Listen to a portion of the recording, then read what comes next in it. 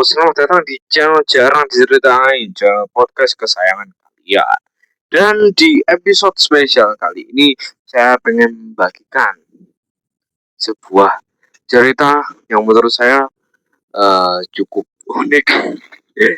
Ya, jadi ini bukan buat saya pamer-pamer apa gimana, tapi saya memang pengen menceritakan tentang kehidupan saya yang emang jarang diceritain ini.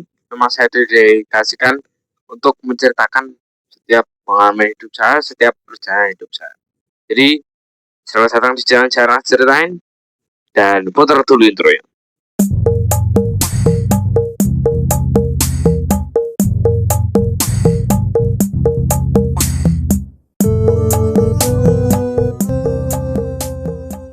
Saya dari kecil itu emang suka banget sama yang namanya dunia kreatif. Itu kayak saya tuh emang suka banget bikin sesuatu hal yang kreatif, yang unik. Dan saya percaya bahwa saya itu adalah orang yang unik, orang yang pasti sukses, gitu. Jadi saya nggak melebihkan, tapi memang dari dalam lubuk diri saya yang paling dalam, saya itu emang dirinya saya itu kreatif, gitu. Apalagi zaman-zaman uh, di rumah aja dulu.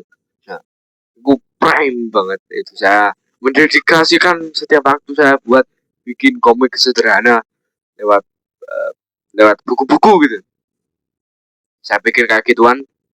Nah, terus saya itu akhirnya mulai terjun ke dunia animasi. Nah, tapi akhirnya saya pensi dan memulai jarang ceritain ini kan. Uh, Terus saya pernah ngomong ke teman-teman saya bakal fokus ke TikTok kalau YouTube saya udah sampai 100 video. Alhamdulillah udah sampai 100 video. Saya mulai ke TikTok, mulai konsisten. Nah, saya itu akhirnya memulai live. Nah, terus akhirnya live-nya rame. Alhamdulillah rame. Saya akhirnya mulai lagi. Nah, dan di situ ada teman saya, teman sekelas kakak kelas lah.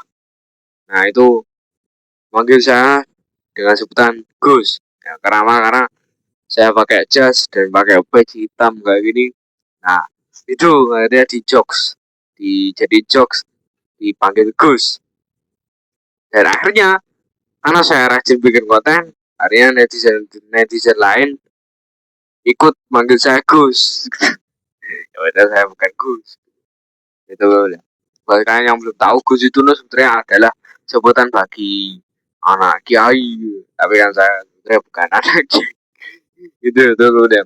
Sebenarnya ya saya tuh ya kayak gimana gitu. Saya cuma bikin konten edukasi dan komedi. Uh, dan alhamdulillah sekarang TikTok saya sudah mencapai 1000 followers.